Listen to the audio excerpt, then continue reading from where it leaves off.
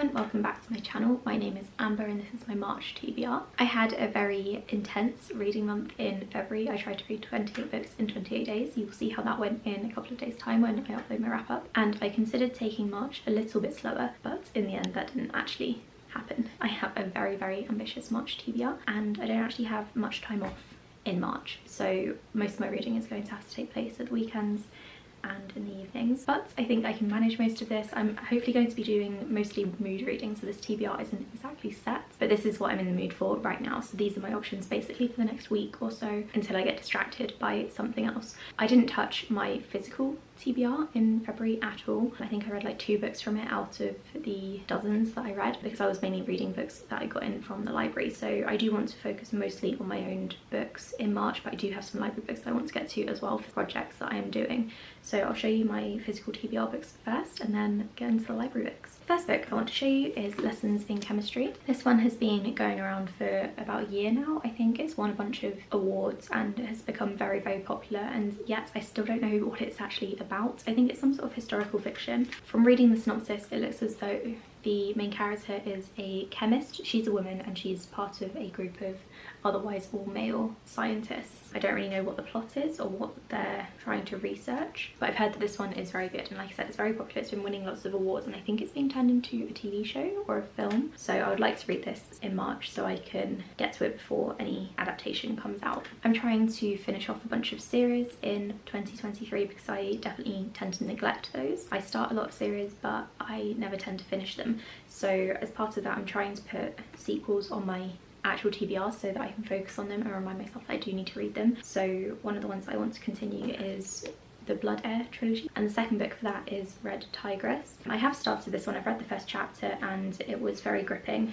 I just didn't carry on with it because I had other stuff to read. In case you don't know, Blood Heir, the first book, is about a woman who is kind of on the run. Her father was the emperor or king, I can't really remember what his title was, and he was killed, and so she had to flee, and so she went into hiding, and then she had to go and find the people who killed her father. So it's kind of a revenge story. It was also partly based on the legend or myth of Anastasia, where Princess Anastasia was apparently still alive and the main character was based on her. It's a YA fantasy book, and this is the second book in the series, which I believe picks up a few months after the first book left off. I get the impression this is going to introduce a few more characters who were previously side characters who then become more important, because that's kind of the vibe I got from the end of the first book. I'm really interested to see where this story goes. I really enjoyed the first book. It was really fast-paced and gripping, so I'm hoping the second book is going to be as well. I want to do a very quick reread of Where You Are by Tamara Weber. This one is a new adult book. It's one of the first new adult books that was actually released in the new adult boom of like 2013, 2014. This is the sequel to Between the Lines, which follows a bunch of TV and movie actors and their drama. I think this follows the same main character as the first book, who is called Emma, and she wants to go to university now that she has successfully started her career in TV and film. Now she wants a bit of a break and she's navigating various relationships that started up in the first book. I did enjoy them when I read them at the time. I don't think this is going to wow me at all this time around, but I'm basically reading it so that I can recap it for my book recap website, and then I can probably unhaul it if I don't love it this time around. As part of another project that I'm doing, I want to read You'll Miss Me When I'm Gone by Rachel Lynn Solomon. I think this was her YA debut. No, it wasn't. It was her second book, I think. I'm actually kind of in the mood to read this now in February. I'm recording this towards the end of February, but I don't think I'm gonna have time to fit it in. So this is pretty safely on my TBR, and I'll probably read it in the first week of March. I'm trying to read all of this author's books and decide which one I think is best. And this is the second or third book I'll have read by her. This one I think is going to be very emotional. It's about 2 twins who I think are 18 years old. One of the twins ends up testing positive for Huntington's and the other one tests negative. And so it follows the both of them as they're navigating that and getting to know who their biological mother is, I think, is the impression that I get. I do think this one's going to make me cry, so I'll have to read it a weekend when I have some time to recover. I have a couple of books that I need to finish off in March because I didn't have a chance to in February when I was reading all of those books. The first one is Of Women and Salt. This one is a generational story. I think it follows 3 or 4 generations, and it starts off in 1866 in Cuba. The main character Maria works in a cigar factory and the country is kind of falling down around her politically, and then it follows Maria's descendants through the years. I think in 2016 they have ended up in Miami in the US, and it's all about sort of finding themselves and their family history and returning to their roots. I think I have read the first 20 pages and I was really into the writing style, so that's a good sign. It's a very short book, it won't take me long to finish at all. I'm looking forward to reading this one. And then I am 77 pages into Ocean's Echo, so I want to finish this one off in March as well.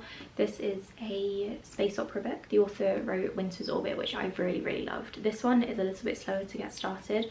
It's about a rich socialite called Tennel and a lieutenant called Surrit, I think. Basically at the start of the book, people make them create some sort of mental bond, which is permanent, so they're being forced into this against their will. And that's about as far as I've gotten so far. I think it's going to be about the two of them trying to escape and find a way out of this bond because neither of them wants to be in it. I also really want to read The Hunting Wives. I was meant to read this in February as well, or at least I wanted to, but I just didn't really find the time to fit it in. I think this is some kind of domestic thriller, but I don't really read synopses for thrillers. I've just seen it around, so I decided to pick it up. It says here that the main character left Chicago and settled in a small town in Texas.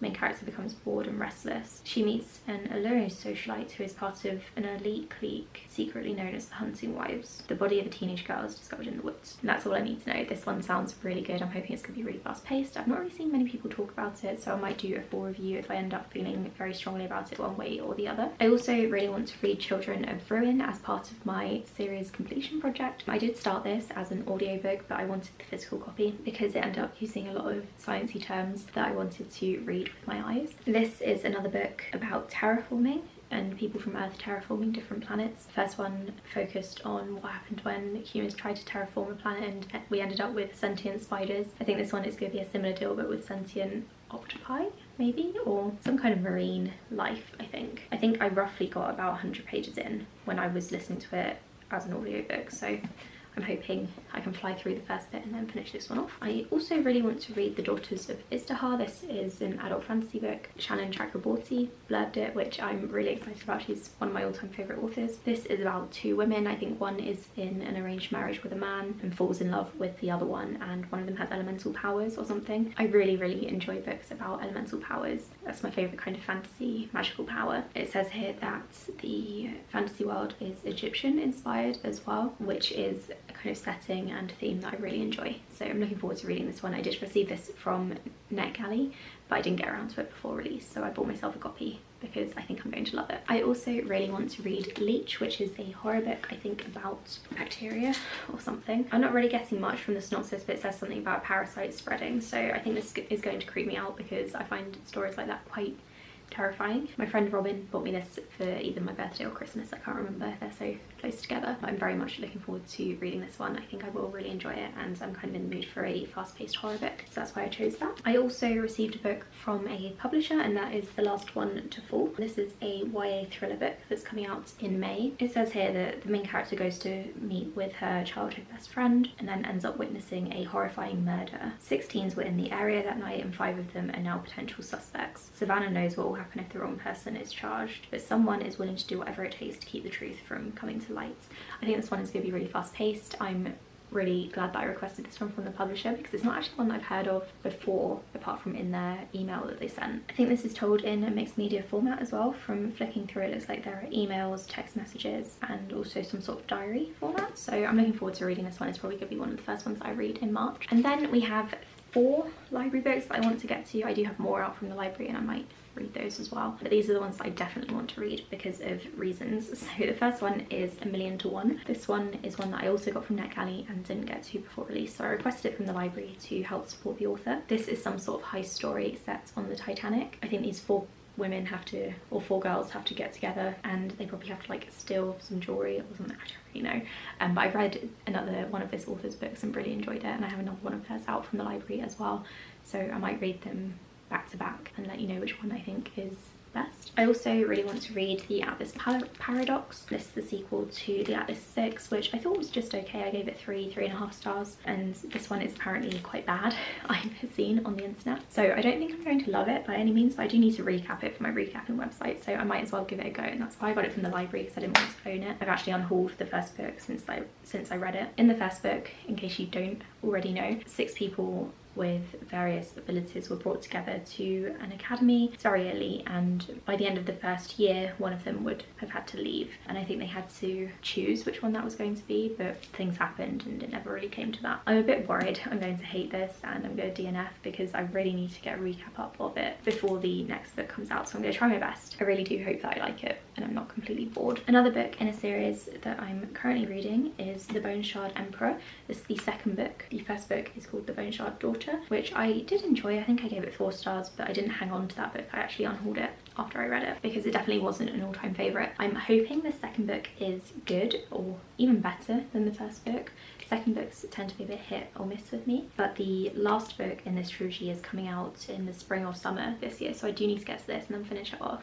This would be a really good one to take off my list, I think. In the first book, it's basically a story about the daughter of an emperor who runs his empire by controlling bone magic. It's a whole thing, and then also it's kind of like also end of the world fantasy as well. Islands are sinking, and there are various revelations that come about the emperor and about the main character herself. There's also an animal companion who everyone loves, so yeah, I would recommend checking out this series, but I'm looking forward to reading this second book. And then finally, the last physical book I want to show you is Our Wives Under the Sea. This one has been very popular lately. I think it's potentially a bit of a horror. From what I can tell, it's about 2 women who are married. One of them went on some sort of deep sea mission and then went missing, and then she comes back, but she's not exactly the same as she was before. I don't really want to read the synopsis because it's such a short book. I think it will probably give a lot away, or it just won't tell me anything at all. So I'm going to go into this book knowing basically nothing. I really want to read this one soon because people have been hyping it up, and I think it will be a really good one, and I think I'll enjoy it. So those are all the physical books I have. I also wanted to quickly tell you which NetGalley books I have, because I've requested a lot